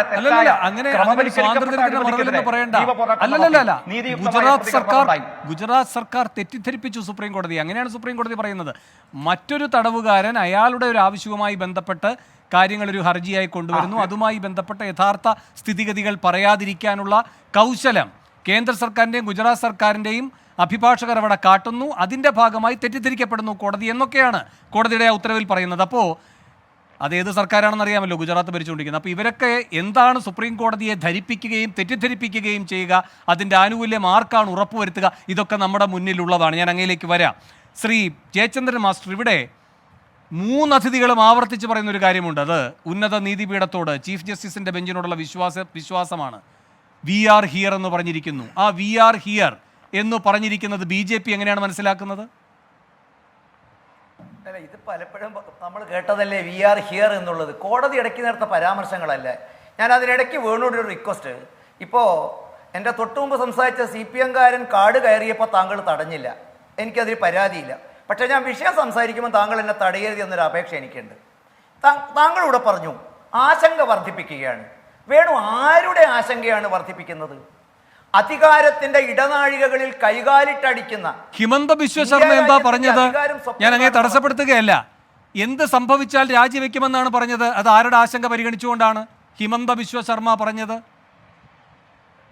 നിങ്ങളുടെ മുഖ്യമന്ത്രിയല്ലേ? താങ്കൾ ആദ്യം ചോദിച്ചതിന് ഉത്തരം പറയണോ അതല്ല അല്ല അങ്ങ് പറയുകയാണ് ആരുടെ ആശങ്ക എന്ന്. ഞാൻ അങ്ങയോട് ചോദിക്കുകയാണ്, അങ്ങയുടെ അസം മുഖ്യമന്ത്രി ആരുടെ ആശങ്കയെ പറ്റിയാണ് പറഞ്ഞത് എന്ന്.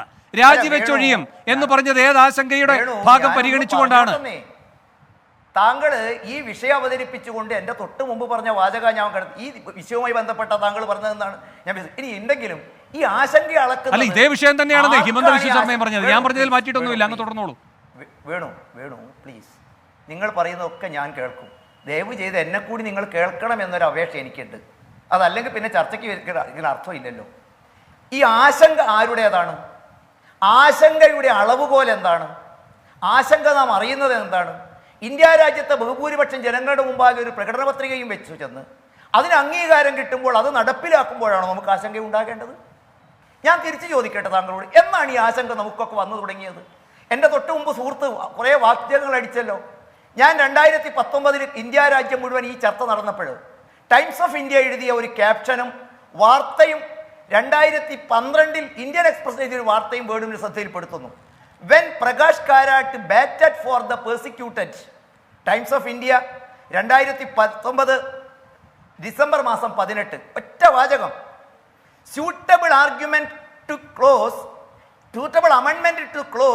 21B of CCA 2003 in relation to minority refugees from Bangladesh. A majority of minority refugees are SC, STs, Namashudras and Maijis. We reminded the speech of Manmohan Singh in Rajya Sabha seeking liberal approach to citizenship of these unfortunate people who faced persecution like Bangladesh. അതിന്റെ മലയാള പരിഭാഷ എന്താ വേണു? തീർന്നില്ല. മൻമോഹൻ സിംഗ് പറയുന്നു, പ്രകാശ് കാരാട്ട് പറയുന്നു, ബംഗ്ലാദേശിലെ religious persecution നേരിട്ട അവിടുത്തെ മൈനോറിറ്റികൾക്ക്, ബാക്കി കൂടി കേൾക്കണം. He quoted Singh with regard to the treatment of refugees after the partition of Indian minorities in countries like Bangladesh faced persecution, and it is our moral obligation to those unfortunate people granting citizenship to them should be more liberal. എന്താ വേണു ഈ പറഞ്ഞതിന്റെ അർത്ഥം? 2012 ഇവരാവശ്യപ്പെട്ട കാര്യം 14 മോഡി വന്നതുകൊണ്ട് മാത്രമാണോ വാക്കുകൾ മാറ്റം ഉണ്ടാകുന്നത്? മൻമോഹൻ സിംഗ് ഇത് ആവശ്യപ്പെട്ടപ്പോൾ അദ്ദേഹത്തിന് അറിയില്ലായിരുന്നു. എന്തുകൊണ്ടാണ് അവർ ആ രാജ്യത്തിലെ മൈനോറിറ്റീസിന് ലിബറൽ കൺസിഡറേഷൻ വേണമെന്നോ? ഒറ്റ സെക്കൻഡ്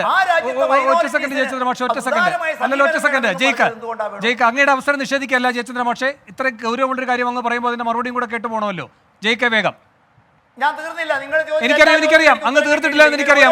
വരാം ഒന്ന് വഴങ്ങുക ജയിക്ക വേഗം ഇതിന് മറുപടി. കാരണം ഇത് നിരന്തരമായുള്ള BJPയുടെ വാദഗതിയാണ്. അല്ല, അവിടെയാണ് ഇത്. ഇപ്പോൾ മാത്രമല്ല, ഇത് സംബന്ധമായിട്ടുള്ള ഏതു സംവാദങ്ങളിലും സംഘപരിവാർ രാഷ്ട്രീയത്തിന്റെ പ്രതിനിധികൾ ബോധപൂർവമായി ഒരു ഹാഫ് ബോയിൽഡ് നുണ പറയുന്നത് പോലെ പ്രചരിപ്പിക്കാൻ ആഗ്രഹിക്കുന്ന കാര്യമാണ്. നിങ്ങൾക്ക് അത്തരത്തിൽ മതപരമായ പ്രോസിക്യൂഷൻ നേരിടേണ്ട വന്ന ഞാൻ പറയട്ടെ അങ്ങനെയാണ് ഞാൻ പറഞ്ഞു തുടങ്ങുമ്പോൾ തന്നെ ഇടപെടുന്നത്. മതപരമായി പീഡനം നേരിടുന്ന ഇതര ഇന്ത്യൻ രാഷ്ട്രങ്ങളിലെ എല്ലാ വിഭാഗം വരുന്ന മതവിശ്വാസികളോടും നിങ്ങൾക്ക് ഒരേ സമീപനമാണോ? നിങ്ങൾ അതിൽ നിന്ന് വിഭജിത അജണ്ടകളോടുകൂടെ സമീപനം സ്വീകരിക്കുന്നതല്ലേ? കഴിഞ്ഞ ദിവസം മുംബൈ കളക്ടീവിന്റെ നേതൃത്വത്തിൽ നടത്തപ്പെട്ട യോഗത്തിൽ ആദരണീയനായ ചീഫ് ജസ്റ്റിസിന്റെ മകൻ കൂടിയായ അഭിഭാഷകൻ ഇതിനെ സംബന്ധിച്ച് പറയുന്നില്ലേ? നിങ്ങൾക്ക് ജൂതരായിട്ടുള്ള ആളുകൾ മതപരമായ പീഡനം അയൽ രാഷ്ട്രങ്ങൾ നേരിടുന്നുണ്ട്, അവർക്ക് നിങ്ങൾക്ക് എന്തേ പൗരത്വം കൊടുക്കുമെന്ന് പറയുന്നില്ല? മ്യാൻമാറിൽ നിന്ന് കടന്നു വരുന്ന രോഹിംഗ്യൻ അഭയാർത്ഥികൾ മതപരമായ പീഡനം നേരിടുന്നവരുണ്ട്, അവർക്ക് നിങ്ങൾ എന്തുകൊണ്ട് പൗരത്വം കൊടുക്കുമെന്ന് അറിയുന്നില്ല? പാകിസ്ഥാനിൽ നിന്നും ഇതര രാഷ്ട്രങ്ങളിൽ നിന്നും അഹമ്മദീയ മുസ്ലിങ്ങൾ മതപരമായ ദ്രോഹം നേരിടുന്നുണ്ട്, എന്തുകൊണ്ട് അഹമ്മദീയ മുസ്ലിങ്ങൾക്ക് നിങ്ങൾ പൗരത്വം കൊടുക്കുമെന്ന് പറയുന്നില്ല? ശ്രീലങ്കയിൽ നിന്നുള്ള തമിഴ് വംശജരായ അഭയാർത്ഥികൾ ഇതര രാഷ്ട്രങ്ങളിൽ നിന്ന് ഇതേപോലെ തന്നെ മതപരമായ ദ്രോഹം നേരിടുന്നുണ്ട്, അവർക്ക് നിങ്ങൾ എന്തുകൊണ്ട് പൗരത്വം കൊടുക്കുമെന്ന് പറയുന്നില്ല? നിങ്ങളൊരു ഒറ്റ പോയിന്റിൽ മാത്രം നിൽക്കുന്നു. അമുസ്ലിങ്ങളായിട്ടുള്ള പാകിസ്ഥാൻ, അഫ്ഗാനിസ്ഥാൻ, ബംഗ്ലാദേശ് രാഷ്ട്രങ്ങളിലെ ഈ അഭിനവ് ചന്ദ്രചൂഡിന്റെ ഈ പ്രതികരണമൊക്കെ നമ്മുടെ ശ്രദ്ധയിലുള്ളതാണ്. ചോദ്യം നേരിട്ടുള്ളതാണ്. കാരാട്ടുമായി ബന്ധപ്പെട്ടും മൻമോഹൻ സിംഗിന്റെ മറുപടിയുമായി ബന്ധപ്പെട്ടും അതിലുള്ള പ്രതികരണം ജയിക്ക്. അല്ല, അവിടെയാണ് ഞാൻ പറയുന്നത്. മതപരമായ ദ്രോഹം നേരിടുന്ന, പീഡനം അനുഭവിക്കുന്ന എല്ലാ മനുഷ്യന്മാരെയും മതജാതി വ്യത്യാസങ്ങൾക്ക് അതീതമായി നമ്മൾ ചേർത്ത് പിടിക്കണം. അതിൽ പക്ഷപാതിത്വം കാണുന്നു, അതിൽ പ്രത്യേക മതത്തിന്റെ കാർഡ് കൊടുക്കാൻ ശ്രമിക്കുന്നു, അതിനെയല്ലേ നമ്മൾ എതിർക്കുന്നത്, അതിനെയല്ലേ തുറന്നു കാട്ടേണ്ടത്? അതല്ലേ ഇവിടെ വിഭജിതമായ നീക്കം സൃഷ്ടിക്കുന്നത്? അതുകൊണ്ടാണല്ലോ മ്യാൻമാറിലെ രോഹിംഗ്യൻ അഭയാർത്ഥികളും ജൂതന്മാരും ശ്രീലങ്കൻ തമിഴ് വംശജരും അഹമ്മദീയ മുസ്ലിങ്ങളും ഷിയാകളും ഒക്കെ ഉൾപ്പെടെയുള്ള ഇതര രാഷ്ട്രങ്ങളിൽ ഇതേപോലെ തന്നെ മതപരമായ പീഡനം നേരിടുന്ന ആളുകളുടെ ബംഗ്ലാദേശിലെ മതന്യൂനപക്ഷങ്ങൾ എന്നാണ് പറയുന്നത്. ബംഗ്ലാദേശിലെ മതന്യൂനപക്ഷങ്ങൾ ആരാണ് ജെ കെ ചോദ്യം കേട്ടെങ്കിൽ ഇവിടെ ജയചന്ദ്രൻ മാഷ് പറഞ്ഞ ഭാഗം വെച്ചുകൊണ്ടാണെങ്കിൽ ബംഗ്ലാദേശിലെ കാര്യങ്ങൾ കാരാട്ട് പറയുകയാണ്, അവിടുത്തെ മതന്യൂനപക്ഷം എന്ന് പറഞ്ഞുകൊണ്ട്. ഞാൻ പറയുന്നത് എന്താണ്? പീഡനം നേരിടുന്ന മതവിശ്വാസികളായിട്ടുള്ളവർക്ക് പൗരത്വം കൊടുക്കുന്നതിനെ സംബന്ധിച്ചാണല്ലോ BJPയുടെ പ്രതിനിധി ഇവിടെ ചൂണ്ടിക്കാണിച്ചത്. അതിൽ നിങ്ങൾ കൊടുക്കാൻ ആഗ്രഹിക്കുന്ന സെലക്റ്റീവ് തന്ത്രം എന്താണ്? നിങ്ങൾ കൊടുത്തുകൊണ്ടിരിക്കുന്ന മതത്തിന്റെ കളർ എന്താണ്? അതല്ലേ ഇവിടെ ചർച്ചയ്ക്ക് വിധേയമാക്കപ്പെടേണ്ടത്? അതല്ലേ തുറന്നു നിൽക്കപ്പെടേണ്ടത്? മതപരമായി ദ്രോഹം നേരിടുന്ന എല്ലാ മനുഷ്യന്മാർക്കും പൗരത്വം കൊടുക്കാം. നമുക്കതിനകത്ത് എന്താണ് അഭിപ്രായ വ്യത്യാസം? ഒരു കാര്യത്തിൽ മാത്രമല്ലല്ലോ. അപ്പോൾ ഇതിൽ സെലക്റ്റീവായ കാഴ്ചപ്പാടുകൂടെ സംഘപരിവാർ പ്രതിനിധി ഇവിടെ വാദമുന്നയിക്കാൻ വേണ്ടി ശ്രമിക്കുന്നു. അതിന് ഉതകുന്ന നിലയിൽ ചില പാതിബന്ധ നുണകളെ തന്റെ വാദത്തിന് അടിസ്ഥാനം ഉണ്ടാക്കാൻ കഴിയുന്ന ഇനിയിപ്പോ അത് പ്രേക്ഷകർ വിലയിരുത്തട്ടെ എത്ര കൃത്യതയോടെയായിരുന്നു ജയിക്കിന്റെ മറുപടി എന്ന്. ശരി അല്ലല്ല, എനിക്ക് ഒരു ഇടവേളയ്ക്ക് പോകണം. ജയചന്ദ്ര മാഷെ, ഒറ്റ കാര്യം വി ആർ ഹിയർ എന്ന ഹർജിക്കാരോട് അവരൊരു ഈ CAA-യുമായി ബന്ധപ്പെട്ട ഏറ്റവും നിയാമകമായ ആശങ്ക പറയുമ്പോൾ ആ പറഞ്ഞ ഉറപ്പിനെ BJP എങ്ങനെ കാണുന്നു? ഒന്ന്, നിങ്ങൾ നേരം വെളുക്കുന്നത് വരെ ചോദിച്ചാൽ ഞാൻ ഒറ്റ ചോദ്യം ചോദിച്ചിട്ടു. പ്രകാശ് കാരാട്ട് ഈ പറഞ്ഞതിൽ നിന്നും അവർ വ്യതിചലിക്കുന്നുവോ? ഉണ്ടെന്നോ ഇല്ലെന്നോ അയാൾ പറയുന്നില്ല. വേണു, ഞാൻ ഇതിൻ്റെ ലിങ്കിൻ്റെ ആധികാരിക നിങ്ങൾക്ക് അയച്ചു തന്നിട്ടുണ്ട്. നിങ്ങൾക്ക് വേണമെങ്കിൽ വേണു നോക്കാം. രണ്ടാമത്, നിങ്ങളിപ്പോൾ ചോദിച്ച ചോദ്യം ഞങ്ങൾക്കുള്ള പ്രത്യാശയും വി ആർ ഹിയർ എന്നുള്ള കോടതിയുടെ വിശ്വാസമാണ്. ആ വിശ്വാസമാണ് ഞാൻ നേരത്തെ പറഞ്ഞ ഇന്ത്യയിൽ നടപ്പിലാക്കിയ ഓരോ നിയമവും കൈകാലിട്ടടിച്ച് അധികാരത്തിന്റെ ഇടനാഴികളിൽ നിന്ന് ആർക്ക് വേണമെങ്കിലും പറയാം അത് ഞങ്ങൾക്ക് വേണ്ടിയിട്ടാണെന്ന്. പക്ഷെ ഈ കോണ്ടെക്സ്റ്റ് ആണല്ലോ പ്രധാനം. ഇവിടെ ലീഗ് പറയുകയാണ്, നിങ്ങൾ ഇത് അതിവേഗം നടപ്പാക്കിയാൽ, പൗരത്വം ഫാസ്റ്റ് ട്രാക്കിൽ കൊടുത്താൽ എന്ത് ചെയ്യും? അപ്പോഴാണ് പറയുന്നത് ഞങ്ങൾ ഇവിടെ ഉണ്ടല്ലോ എന്ന്. അത് നിങ്ങൾക്കെതിരെയാണ്. നിങ്ങളൊരു കാര്യം ചെയ്താൽ എന്ത് സംഭവിക്കും കോടതി എന്ന് ചോദിക്കുമ്പോൾ കോടതി പറയുകയാണ് ഞങ്ങൾ ഇവിടെ ഉണ്ടല്ലോ എന്ന്. അത് നിങ്ങളുടെ കൂടെ ഇരിക്കാനാണോ? അല്ലല്ലോ. നിങ്ങളൊരു കാര്യം ചെയ്യുന്നതുമായി ബന്ധപ്പെട്ട ചോദ്യത്തിനുള്ള മറുപടിയാണ്. വേണു, ഞങ്ങളുടെ കൂടെ നിങ്ങൾ ആരും വേണ്ട. ഞങ്ങളുടെ കൂടെ ഈ രാജ്യത്തെ നിയമ സംവിധാനവും കോടതിയും ബഹുജനങ്ങളും ഉണ്ടായാൽ മതി. ആ ഉത്തമ വിശ്വാസമുണ്ട്. അതുകൊണ്ട് തന്നെയല്ലേ കോടതി സ്റ്റേ ചെയ്യാഞ്ഞത്. ഇതാ നുള്ളി അങ്ങ് എടുത്തു കളയും, ഞങ്ങൾ പോകേണ്ടതേ ഉള്ളൂ എന്ന് പറഞ്ഞു. ശരി ലിജു എന്തോ പറയാമെന്ന് വേഗം, അതിനുശേഷം എനിക്ക് ഇടവേളയിലേക്ക് പോകണം. ശരി ലിജു, ഈ പറഞ്ഞു തുടങ്ങിയത് കേട്ടല്ലോ അല്ലേ? സ്റ്റേ ഇല്ല, ഇപ്പൊ അത് നുള്ളി അങ്ങ് കളയുമെന്നാണല്ലോ കേട്ടിരുന്നത്. എന്തായി എന്നൊക്കെയാണ് അവകാശവാദങ്ങൾ. ലിജു വേഗം, എന്നിട്ട് എനിക്ക് ഇടവേളയിലേക്ക് പോകണം. അല്ല, വി ആർ ഹിയറിന് മുമ്പ് ഒരു സെന്റൻസ് ഉണ്ട് വേണു. അതാണ് അവിടുത്തെ ഏറ്റവും പ്രസക്തമായ കാര്യം. ചീഫ് ജസ്റ്റിസ് ചോദിക്കുന്നത് നിങ്ങളുടെ ആശങ്ക നടപ്പിലാക്കാൻ ഇവിടെ ഒരു കമ്മിറ്റി ഇല്ല, ഗവൺമെന്റിന് യാതൊരു സംവിധാനവും ഇല്ല, ഒരു കമ്മിറ്റിയും ഇല്ല. അപ്പോൾ പിന്നെ നടക്കുമെന്ന് ആശങ്കപ്പെടണ്ടല്ലോ. അപ്പോഴാണ് ലീഗ് അഭിഭാഷകൻ പറയുന്നത്, കപിൽ സിബൽ പറയും ഇത് നടപ്പിലാക്കിയാൽ ഞങ്ങൾക്ക് വരാനുള്ള സ്വാതന്ത്ര്യമുണ്ടല്ലോ. അപ്പോൾ കോടതി പറയുന്നത് വി ആർ ഹിയർ, നമ്മളുണ്ടല്ലോ ഇവിടെ. ഞങ്ങൾ തന്നെ പറയുകയല്ലേ ഗവൺമെൻറ്റിന് അതിനുള്ള സിസ്റ്റം ഇല്ല, നടപ്പിലാക്കാൻ ശ്രമിച്ചാൽ ഞങ്ങളുണ്ട് ഇവിടെ. അതാണ് അതിൻ്റെ കാര്യം. അപ്പം അതിനെ മൊത്തത്തിൽ കാണുന്നതുകൊണ്ടാണ് ലീഗിൻ്റെ ഭാഗത്തു നിന്നും മറ്റെല്ലാ രാഷ്ട്രീയ പ്രതിനിധി കോടതിയിൽ കക്ഷി കടന്നിരിക്കുന്ന എല്ലാ പോസിറ്റീവ് അല്ലെങ്കിൽ CAക്കെതിരെ നിലപാടെടുക്കുന്ന എല്ലാവരും ഇതിനെ ഒരേ തരത്തിൽ കാണുന്നതിന്റെ കാരണം അതാണ്. ആ കോണ്ടെക്സ്റ്റ് നമ്മൾ കണക്കിലെടുക്കണം. സുപ്രീം കോടതി ചീഫ് ജസ്റ്റിസിന്റെ പരാമർശങ്ങൾ കണക്കിലെടുക്കണം. അതാണ് അടുത്ത കാര്യം. ശരി, ആശ്വാസമോ ആശങ്കയോ എന്ന എൻകൗണ്ടർ ചർച്ച തുടരുകയാണ്. ശ്രീ TP അഷ്റഫ് അലി, ഇപ്പോൾ ഇന്ന് കോടതിയിൽ എന്ത് സംഭവിക്കുമെന്നത് മുൻകൂട്ടി കാണുകയൊന്നും ചെയ്തിട്ടില്ല CPM. പക്ഷേ ഈ വിഷയത്തിന്റെ ഗൗരവം CPM ഉൾക്കൊണ്ടിട്ടുണ്ട്, സർക്കാർ ഉൾക്കൊണ്ടിട്ടുണ്ട്. അതിൻ്റെ ഏറ്റവും തെളിഞ്ഞ ഉദാഹരണമാണ് അവർ 4-5 ഭരണഘടനാ സംരക്ഷണ മഹാസമ്മേളനങ്ങൾ നിശ്ചയിച്ചു കഴിഞ്ഞിരിക്കുന്നു. എൻ്റെ മനസ്സിലാക്കൽ ശരിയാണെങ്കിൽ കോഴിക്കോടാണ് ആദ്യം, അത് അടുത്ത ദിവസം തന്നെയാണ്, 21-ാം തീയതിയോ മറ്റോ, 2 ദിവസത്തിനകം. പിന്നെ അതുപോലെ തന്നെ കണ്ണൂർ, മലപ്പുറം, കൊല്ലം, എല്ലായിടത്തും മുഖ്യമന്ത്രി എത്തുകയാണ്. എല്ലാ മതനിരപേക്ഷ മനസ്സുകളെയും ഏകോപിപ്പിക്കുക, അങ്ങനെ വലിയൊരു പ്രതിരോധത്തിൻ്റെ സാധ്യതയിലേക്ക് പോവുക. ഇതാണൊരു മുൻകൈ. ഇതാണ് ഈ തെരഞ്ഞെടുപ്പിൽ ഏതെങ്കിലും ഒരു വിഭാഗം രണ്ടാം പൗരന്മാരാകില്ല എന്ന ചേർത്ത് പിടിക്കൽ. ഇങ്ങനെയൊക്കെ CPM മുൻകൈ എടുക്കുമ്പോൾ ലീഗായാലും ലീഗിൻ്റെ അണികളായാലും കേരളത്തിലെ ആശങ്കപ്പെടുന്ന നിങ്ങൾ പറയുന്ന മതന്യൂനപക്ഷം ആ വിഭാഗമായാലും അതിനെ എങ്ങനെയാണ് കാണേണ്ടത്? എങ്ങനെയാണ് അതിനെ സമീപിക്കേണ്ടത്?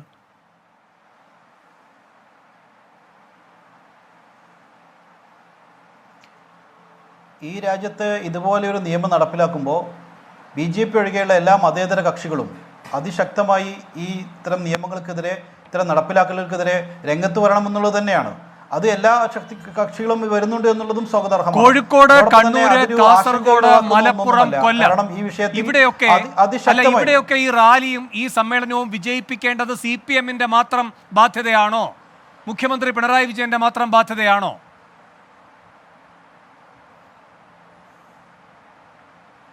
അല്ല, ഇവിടെ വേണു റാലി നടത്തുക, അത് പ്രചരണം നടത്തുക എന്നുള്ളത് ഇതിന്റെ ഏത് തരത്തിലുള്ള ഇമ്പാക്റ്റിന് വേണ്ടിയിട്ടാണെന്നുള്ള എല്ലാവർക്കും അറിയാം. അതിലേക്കല്ല ഞാൻ പോകുന്നത്. ഞാൻ ഈ ചർച്ചയുടെ സ്പിരിറ്റിനെ കളയുന്നില്ല. അതേസമയം സുപ്രീം കോടതിയിൽ കൃത്യമായി ഹാജരാവുകയും അവിടെ ഇതിന്റെ വാദഗതികൾ കൃത്യമായി അവതരിപ്പിക്കുകയും ചെയ്തുകൊണ്ട് നിലപാടായിരുന്നോ CPM-ന്? അല്ല, ഇവിടെ CPM-ന്റെ നിലപാട് ഇവിടെ അത്തരത്തിൽ ആരെങ്കിലും ആശങ്ക പ്രകടിപ്പിച്ചിട്ടില്ലല്ലോ. നമ്മളിവിടെ പറയുന്നത് എന്താണ്, ഈ CPM-നെ സംബന്ധിച്ചിടത്തോളം, കോൺഗ്രസ് പാർട്ടിയെ സംബന്ധിച്ചിടത്തോളം, ഇന്ത്യയിലെ മതേതര കക്ഷികളെ സംബന്ധിച്ചിടത്തോളം എല്ലാവരും CAA NRC ഉൾപ്പെടെയുള്ള ഇത്തരത്തിലുള്ള ഡ്രാക്കോണിയൻ നിയമങ്ങൾക്കെതിരെ അതിശക്തമായി നിലപാടെടുത്തിട്ടുള്ളവരാണ്. അതിലൊന്നും ആർക്കും തർക്കമില്ല. അതേസമയം ഇപ്പോൾ വേണു ചോദിച്ചതിൻ്റെ ഒരു അതിന് അകത്തുള്ള ചോദ്യം എന്ന് പറയുന്നത് അത് ഈ തെരഞ്ഞെടുപ്പിൽ നെഗറ്റീവായി UDF-നെ ബാധിക്കുമോ എന്ന സൂചനയിലാണല്ലോ ഉള്ളത്. പക്ഷേ അങ്ങനെയുള്ള ഒരു ആശങ്കക്ക് മുഖ്യമന്ത്രി എന്നല്ല ആര് തന്നെ വന്ന് ഇതിന്റെ പേരിൽ എന്തെല്ലാം റാലികൾ നടത്തിയാലും അത്തരത്തിലുള്ള ഒരു ആശങ്കയും ഞങ്ങൾക്കില്ല. കാരണം ഈ വിഷയം വന്ന സമയത്ത് 2019-ലാണെങ്കിലും ഇപ്പോൾ 2024-ലാണെങ്കിലും ഈ നിയമത്തെ എതിർത്തുകൊണ്ട് കരക്കമ്പിയുണ്ട്. CAA ഞങ്ങൾ അധികാരത്തിൽ വന്നാൽ പിൻവലിക്കുമെന്ന്. അത് ആ പ്രകടന പത്രികയിൽ ഉണ്ടാകുമെന്ന് നിങ്ങൾ കരുതുന്നുണ്ടോ? ഉണ്ടാകണമെന്ന് നിങ്ങൾ ആഗ്രഹിക്കുന്നുണ്ടോ? എന്താണ് സംശയം? ഈ ഒരു സംശയമില്ലല്ലോ. CAA അറബിക്കടലിൽ എന്ന് പറഞ്ഞുകൊണ്ട് അതിശക്തമായ പ്രചരണങ്ങൾ നടത്തി ഈ രാജ്യത്ത് തെരഞ്ഞെടുപ്പ് റാലി എന്ന് മാത്രമല്ല അതിനുവേണ്ടി മാത്രമായി പരിപാടികൾ നടത്തിക്കൊണ്ട് രംഗത്ത് വന്നിട്ടുള്ള ഇന്ത്യൻ നാഷണൽ കോൺഗ്രസ്, ഈ സംഘപരിവാറിനെതിരെ ഇന്ത്യയുടെ എല്ലാ മുക്കുമൂലകളിലും എത്തിയ രാഹുൽ ഗാന്ധി ഉൾപ്പെടെയുള്ള ആളുകൾ, അങ്ങനെയുള്ള ആളുകളൊക്കെ മുന്നിൽ നിന്നുകൊണ്ട് CAA-ക്കെതിരെ അതിശക്തമായി നയിക്കുമ്പോൾ CAA ഇനി ഈ BJP ഇതര ഒരു സർക്കാർ വന്നാൽ ഇന്ത്യയിൽ നടപ്പിലാകുക എന്നുള്ള കാര്യത്തിൽ ഒരു തർക്കവുമില്ല. നേരത്തെ നിങ്ങൾ പറഞ്ഞ എല്ലാ ആശങ്കകളും അതിന് പരിഹാരമായിട്ടുള്ള ലിജു പറഞ്ഞതുപോലെ BJP-യെ ഈ ഭരണഘടനാ സംരക്ഷണ സമ്മേളനങ്ങൾ വരുന്നു, പൂർണ്ണമായ അർത്ഥത്തിൽ ഒരു നിങ്ങളുടെ പ്രകടന പത്രിക വരുന്നു. ഇതിലെല്ലാം ജനതയ്ക്ക് അറിയേണ്ടത് CPM എന്ത് പറഞ്ഞു, ലീഗ് എന്ത് പറഞ്ഞു, കോൺഗ്രസ് എന്ത് പറഞ്ഞു എന്നതല്ല. ഒരു മതന്യൂനപക്ഷ വിഭാഗത്തെ രണ്ടാം പൗരന്മാരാക്കി, ഇനി പൗരന്മാർ പോലും അല്ലാതാക്കി തടങ്കൽ പാളയത്തിലേക്ക് തള്ളിയിടാൻ സാധ്യതയുണ്ട് ഈ ഫാസിസ്റ്റ് ഭരണകൂടത്തിൽ എന്ന ഉത്കണ്ഠ പങ്കുവെക്കുന്നവർക്ക് എന്താണ് ഇതുമായി ബന്ധപ്പെട്ട് നിങ്ങൾ മുന്നോട്ട് വയ്ക്കുന്ന ആശയം? ഒന്ന് വേണോ, എനിക്ക് തുടക്കത്തിൽ തന്നെ അഭ്യർത്ഥിക്കാനുള്ളത്, ഞാൻ ഇനി പറയുന്നതിനെ കുറച്ച് സമയത്തേക്ക് ഇൻട്രപ്റ്റ് ചെയ്യരുത്. എനിക്ക് പറയാൻ കണ്ടിന്യൂസ് ആയി പറയാൻ അവസരം തരണം. അതിനിടയ്ക്ക് ചോദ്യങ്ങളുണ്ടാവരുത് ഞാൻ അഭ്യർത്ഥിക്കുകയാണ്. ഒന്ന്, CAA സംബന്ധിക്കുന്ന വ്യക്തമായ ഒരു പ്രഖ്യാപനം കോൺഗ്രസിൻ്റെ ഏറ്റവും പ്രധാനപ്പെട്ട നേതാവ് ശ്രീ രാഹുൽ ഗാന്ധി അദ്ദേഹം ഇന്ത്യ മുന്നണിയുടെ റാലിയിൽ തന്നെ വ്യക്തമാക്കിയിട്ടുണ്ട്.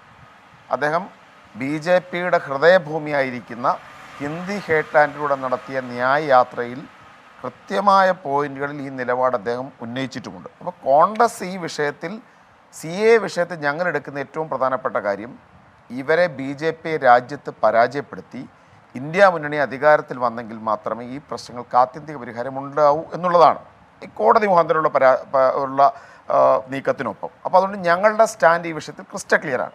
രണ്ട്, വേണു ഉന്നയിച്ച ശ്രീ പിണറായി വിജയൻ എടുക്കുന്ന ഇനിഷ്യേറ്റീവിനെ കുറിച്ച്. പക്ഷേ പിണറായി വിജയൻ്റെ ഇനിഷ്യേറ്റീവ്സ് നിരവധി സംശയങ്ങൾ ഉണർത്തും എന്നൊരു സത്യമുണ്ട് വേണു. ഇപ്പോൾ കഴിഞ്ഞ ദിവസം ശ്രീ പിണറായി വിജയൻ 12 ചോദ്യങ്ങൾ ചോദിച്ചു. രാഹുൽ ഗാന്ധി വളരെ കൃത്യമായി CAA എതിർത്തു. നിലപാടുകൾ പലതവണ പാർലമെന്റ് ഉൾപ്പെടെ സംസാരിച്ചു. CAA ബില്ല് പാർലമെന്റ് അവതരിപ്പിക്കപ്പെട്ടപ്പോൾ ഏറ്റവും ഉജ്ജ്വലമായ പ്രസംഗം നടത്തിയത് ശ്രീ ശശി തരൂരാണ്. ശ്രീ PK കുഞ്ഞാലിക്കുട്ടി സംസാരിച്ചു, ശ്രീ NK പ്രേമചന്ദ്രൻ സംസാരിച്ചു. പക്ഷെ പിണറായി വിജയൻ പറഞ്ഞെന്താണെന്നറിയാമോ, CAA-ക്കെതിരെ കോൺഗ്രസ് ലോക്സഭയിലും രാജ്യസഭയിലും മിണ്ടിയിട്ടേ ഇല്ല. അപ്പോൾ അദ്ദേഹത്തിൻ്റെ ലക്ഷ്യങ്ങൾ കേവലം രാഷ്ട്രീയ പ്രേരിതമാണ് എന്നുള്ള സംശയം തീർച്ചയായിട്ടും ഉണരുന്നുണ്ട്. ഒരു ലോക്സഭാ തെരഞ്ഞെടുപ്പ് അടുത്തിരിക്കുന്ന സമയത്ത് ഞങ്ങൾ മാത്രമാണ് ഇതിൻ്റെ ചാമ്പ്യന്മാരെന്ന് വരുത്താനുള്ള ശ്രമം ശ്രീ പിണറായി വിജയൻ്റെ ഭാഗത്തുണ്ടാകുന്നുണ്ട്. പിന്നെ മൂന്നാമത്തെ കാര്യം, ഞങ്ങളെ സംബന്ധിച്ച് ഈ തെരഞ്ഞെടുപ്പിൻ്റെ ഈ പശ്ചാത്തലത്തിൽ തന്നെ CAA വിരുദ്ധ ക്യാമ്പയിനുകൾ അത് ഏത് രൂപത്തിൽ വേണമെന്നുള്ളത് ഞങ്ങൾ പാർട്ടി തീരുമാനിക്കും. അത് റാലിയാണോ, അതല്ലാതെ ഭവന സന്ദർശനങ്ങളാണോ, അതിനായ പ്രത്യേകം ക്യാമ്പയിനുകളാണോ എന്നുള്ള കാര്യം കോൺഗ്രസ് പാർട്ടി പ്രഖ്യാപിക്കും. പക്ഷേ പിണറായി വിജയൻ്റെ മോട്ടീവ് ഈ കാര്യത്തിൽ വിശ്വസനീയമല്ല എന്നുള്ളതാണ് ഞങ്ങൾക്ക് പൂർവ്വകാല അനുഭവങ്ങളിലൂടെ ബോധ്യപ്പെട്ടിട്ടുള്ളത്.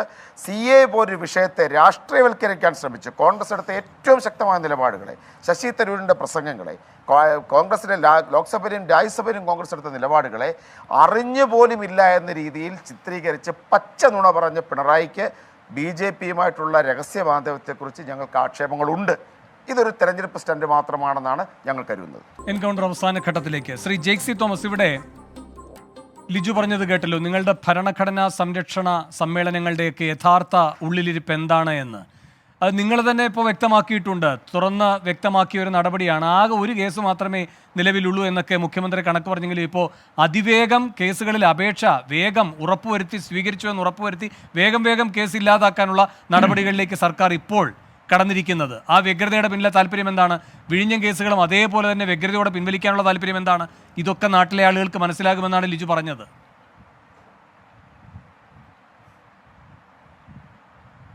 ഓക്കെ, കോൺഗ്രസിന്റെ പ്രതിനിധി ആവശ്യപ്പെട്ടതുപോലെ അങ്ങൊരു 3 മിനിറ്റ് തടസ്സം കൂടാതെ എനിക്ക് അനുവദിച്ചാൽ ആദരണീയനായ കോൺഗ്രസ് പ്രതിനിധിയുടെയും ലീഗ് പ്രതിനിധിയുടെ ചില സന്ദേഹങ്ങൾക്കുള്ള മറുപടി വേഗത്തിൽ പറഞ്ഞു പോകാം. ഇപ്പൊ സിറ്റിസൺഷിപ്പ് അമെന്റ്മെന്റ് ആക്ട്, ഇതിനെ സംബന്ധിച്ചായിരുന്നുള്ള ചർച്ചയുടെ പ്രധാനമായ ഒരു ഘട്ടം.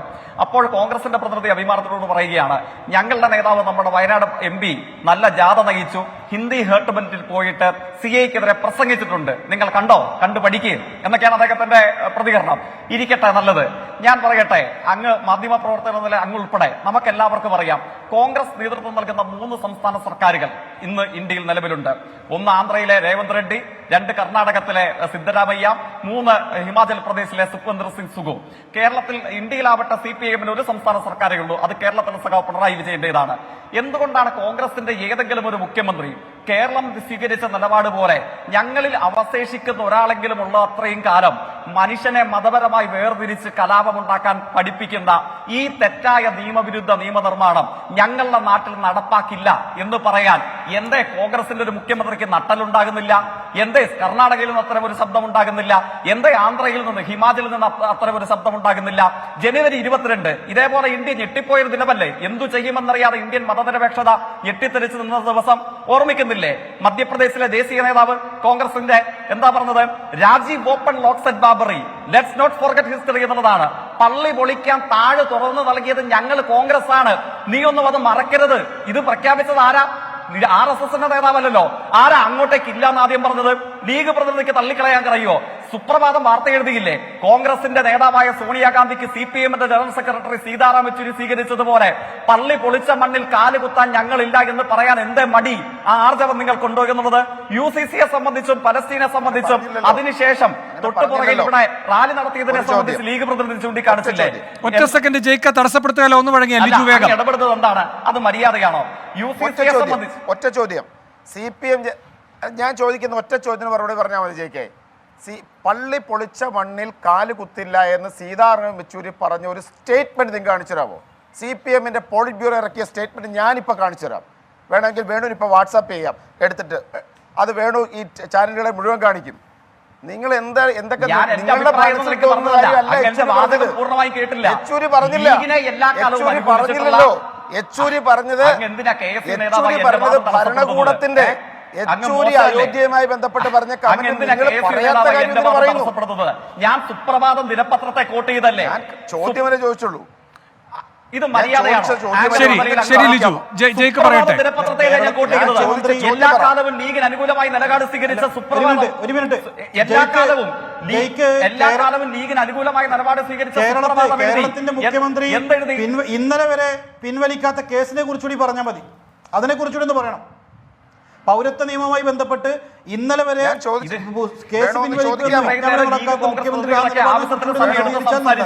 അവരുടെ വാദങ്ങൾ ഒന്നൊന്നായി അസ്വസ്ഥത രണ്ടുപേർക്കും പൊള്ളുന്നു. അവസാനിപ്പിക്കേണ്ടതാണ്. സ്റ്റേറ്റ്മെന്റ് ഒന്ന് കാണിക്കാമോ? യെച്ചൂരിക്ക്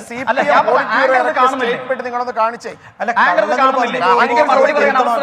ശരി, സമയം കഴിയുകയല്ലേ? ജയിക്കത് പൂർത്തിയാക്കട്ടെ. അഷ്റഫ് അലി, ലിജു, നിങ്ങൾ പറഞ്ഞ ചോദ്യങ്ങൾ ഇവിടെയുണ്ട്. ജയിക്കത് കേൾക്കുകയും ചെയ്തു, അദ്ദേഹം പറയട്ടെ.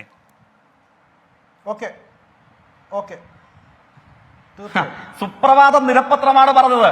പള്ളി പൊളിച്ച മണ്ണിൽ കാലുകുത്തില്ല എന്ന് വിളിച്ചു പറയാൻ CPM-ന്റെ ജനറൽ സെക്രട്ടറി സീതാറാം യെച്ചൂരി സ്വീകരിച്ച നിലപാടിന്റെ ആർജവം ഇന്ത്യയിലെ കേരളത്തിലെ കോൺഗ്രസിനുണ്ടോ എന്ന് ഞങ്ങളല്ല ചോദിച്ചത്.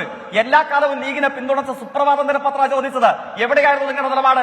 അപ്പോഴാണ് മത്സരിച്ച് പറഞ്ഞത് Rajiv open locks at Babri, പള്ളി പൊളിക്കാൻ താഴ് കൊടുത്തത് ഞങ്ങളാ, RSS അല്ല, നീ ഒന്നും ആ ചരിത്രം മറക്കരുതെന്ന് പറഞ്ഞത് കോൺഗ്രസിന്റെ നേതാവാണ്. പിന്നെ പലസ്തീൻ അനുകൂല റാലിയെ കുറിച്ച് ലീഗ് പ്രതിനിധി പറഞ്ഞല്ലോ, തിരുവനന്തപുരം MP CWC മെമ്പർ എന്താ പറഞ്ഞത്? ഇസ്രായേലിന് നേർക്ക് നടന്നത് ഭീകരാക്രമണം. ഇസ്രായേലിന്റെ പ്രതികരണം അല്പം കടുത്തുപോയി അല്ലെ? നാണം കെട്ട് തലതാഴ്ത്തി ഡൽഹിയിൽ പോയി കുത്തിയിരുന്ന് സമരം ചെയ്തു ഇന്ത്യയിലെ CPIM. എന്തുകൊണ്ടാണ് കോൺഗ്രസിന് അത്തരം ഒരു സമീപനം ഇല്ലാതായത്? UCCയെ സംബന്ധിച്ച് ഇന്ത്യൻ പാർലമെന്റ് ചർച്ച ചെയ്തപ്പോൾ the silence and absence of Congress horns me എന്ന് പറഞ്ഞത് ആരാണ്? ലീഗിന്റെ പ്രതിനിധിയായിട്ടുള്ള അബ്ദുൾ വഹാബാണ്. RSS ഒരു സ്വകാര്യ നിയമനിർമ്മാണം അവതരിപ്പിക്കുമ്പോൾ കോൺഗ്രസുകാർ മുങ്ങിയതും നിശബ്ദരായതും എന്നെ പേടിപ്പെടുത്തുന്നു എന്ന് പറഞ്ഞത് കേരളത്തിലെ രാജ്യസഭാ അംഗമായിട്ടുള്ള അബ്ദുൾ വഹാബാണ്. ഇലക്ട്രൽ ബോണ്ടിനെതിരെ ഞങ്ങൾ കേസ് കൊടുത്തില്ലേ? എവിടെയായിരുന്നു കോൺഗ്രസിന്റെ നിലപാട്? കോർപ്പറേറ്റ് കള്ളന്മാരിൽ നിന്ന് BJPക്കാരെ പോലെ കോടികൾ വാങ്ങി തിന്നത് കോൺഗ്രസ്, നിങ്ങൾ BJP ഒരുമിച്ച്. ശരി ജയചന്ദ്രമോക്ഷനോട് ക്ഷമിക്കണം, സമയം പൂർണ്ണമായും കഴിഞ്ഞുകൊണ്ടാണ് എനിക്ക് അങ്ങയിലേക്ക് വരാൻ കഴിയാതിരിക്കുന്നത്. ശരി ഞാൻ ഇടപെടുകയാണ്. എന്തായാലും സുപ്രീം കോടതി എന്ന് പറഞ്ഞു പൗരത്വം നടപ്പാക്കിയാൽ ഇവിടെ നോക്കാൻ ഞങ്ങളുണ്ട് എന്ന്. ജനകീയ കോടതിയിൽ ആര് പറയും ഇവിടെ ഞങ്ങളുണ്ട് എന്ന്? എൻകൗണ്ടർ അവസാനിക്കുന്നു. ലോകത്തെവിടെയായാലും ഏത് സമയത്തും 24 വാർത്തകളും ഓഗ്മെന്റഡ് റിയാലിറ്റി പാക്കേജുകളും എക്സ്പ്ലെയിനറുകളും വിശദമായി കാണാൻ ഞങ്ങളുടെ യൂട്യൂബ് ചാനൽ നിങ്ങൾക്ക് സബ്സ്ക്രൈബ് ചെയ്യാം.